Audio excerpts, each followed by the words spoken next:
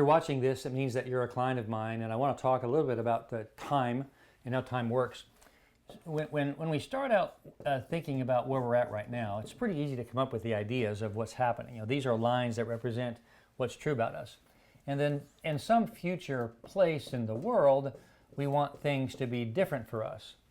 And there's always a timeline in order for that to happen. Of course, it takes time for certain things to take place and certain things to change. And in order for us to see those changes, we have to be focused on what it is that we want to change. And that's what we're going to be talking about here. Now, this is actually a timeline, which means that these are events that we have no control over that happen in our world. They just happen. They're just things that are going on, you know. Like the weather's bad, or, I don't know, your kid got sick, or you got a raise, or you had a great Christmas present, or you had a wonderful event with a friend. All these things we have no control over at some point because they just happen, right? Friends treat us a certain way and things happen. Now this line right here, this is what others see also. This is how they see you. This line right here is how you experience what's happening. This is what you see, what's happening on the inside of you. This is how you see the event, and this is how they see the event. This is pretty important because it gives us kind of the idea of how our mind's functioning, because we're thinking about, well, this is what they see and this is what I see. Often we spend a bunch of our time trying to explain to someone what we're actually seeing. Nothing wrong with that. But because we want them to understand it the same way that we see it, even though they're going to see it from a different perspective. This bottom line is our emotional line. The top part of this emotional line is how I think they are going to feel about me. This is what I think they feel about me. And this bottom part is how I feel about me. A wonderful handwriting today. And the reason that this is important is because when we attribute how we think they feel about us, it changes our behavior. And if we recognize how we feel about what happened, it changes our behavior. Or our behavior actually is modified by this circle right here. In other words, most of our behavior is based around how we are experiencing these internal emotions on the inside of us. Remember, behavior changes how we see the world. So in order for us to truly have change happen inside us, then there's some things that we really need to be aware of. Now, again, I want you to be thinking with me for just a moment that you're with me because you want to have a very fulfilling, happy, joyful life. And what that means is that right now, the emotions that you're experiencing are not exactly the ones that you want to have. Now, I often have someone tell me, but Jan, I'm happy. If things would just go different, you know, if I had a different wife, or if I had a different job, or had more money, or a different car, things would be better for me. No. What I'm saying to you is that language right here, if you're thinking about if it is outside of you, then it means that you're looking for something outside of you to change you. What we want to talk about is what's actually on the inside of you, because you can only experience what's inside you. Now, we're going to take a little bit of a bunny trail here. Emotions flow up. What that means is that what's in your bucket flows up. If there's still stuff inside your bucket and that's unsolved or unlet go of, or whatever that is that you haven't forgiven, or you have resentment or anger or bitterness or jealousy, whatever those things are, if that stuff is still inside you, guess what's going to flow up? Those things flow up. Well, I'm really good about controlling them, and I can make sure that I don't feel that way. If it shows up, I make sure I modify my behavior. That's great. You can modify your behavior if you want to, but it still doesn't mean that it's going to go away. And the reason is because emotions actually create the being that we are. In other words, you act according to your emotional being. You know, the idea that fake it until you make it has some value because we have to practice understanding how our emotions affect us.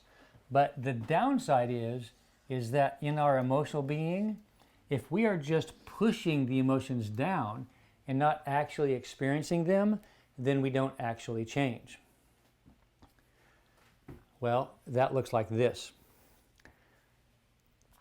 Here a couple months ago, I was sitting in my office in Parsons, sitting in my chair, and got a phone call. I'd made a decision not to participate in something that my family was doing. I just didn't want to.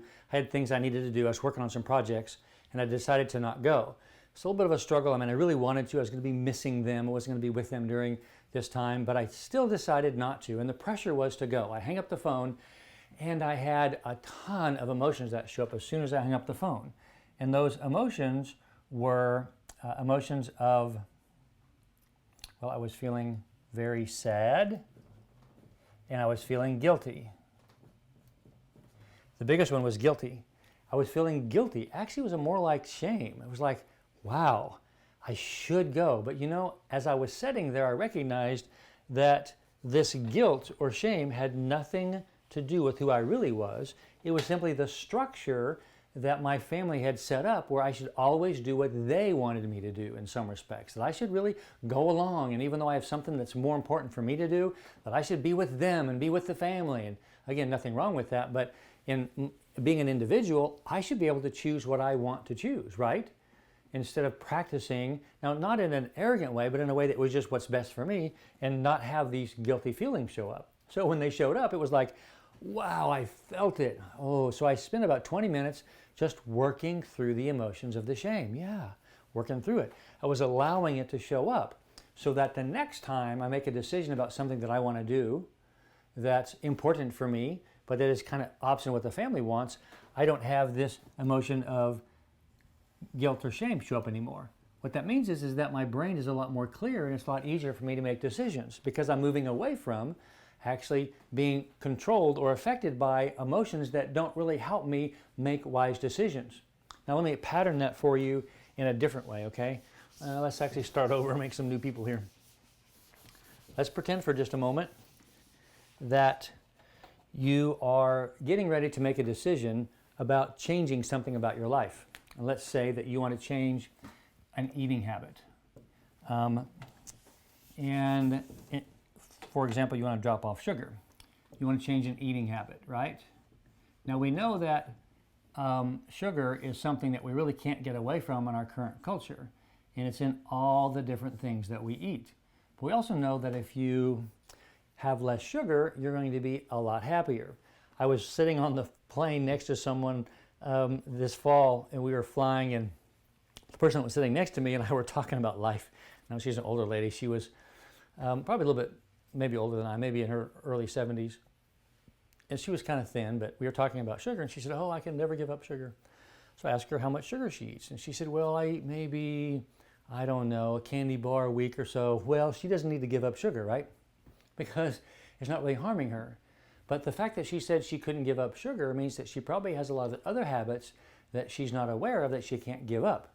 My point here is that when you say that I can't, it simply means this. It means that there is an emotional bound or bond with that language.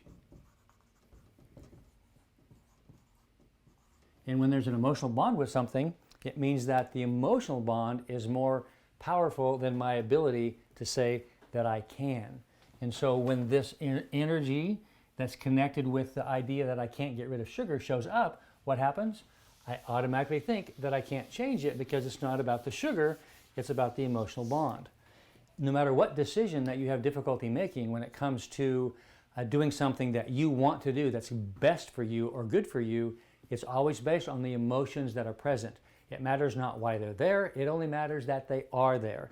That's why at some point it's not really important to go looking for, like an archaeologist, what happened, because that doesn't matter. We just know that it's present. Now I hope you're gathering this. Remember, we started out by the fact that if I am here and I want to be here, then the thing that I have to be aware of more than anything else is the emotional bonds, so that I can go to the words of I can, and I can have emotional freedom. Now, if you want to have emotional freedom, then what we're focusing on today is recognizing the things that are happening on the inside of me. In other words, I feel or I am is really important. And so one of the things that I want you to be focusing on is how you're feeling in the emotion. What are my emotions? what emotions am I having in the moment? And again, what we're doing is, what emotions am I having right now? Because those emotions directly relate to the behavior that you're doing. Again, I'm Dan Clark, and I will see you again.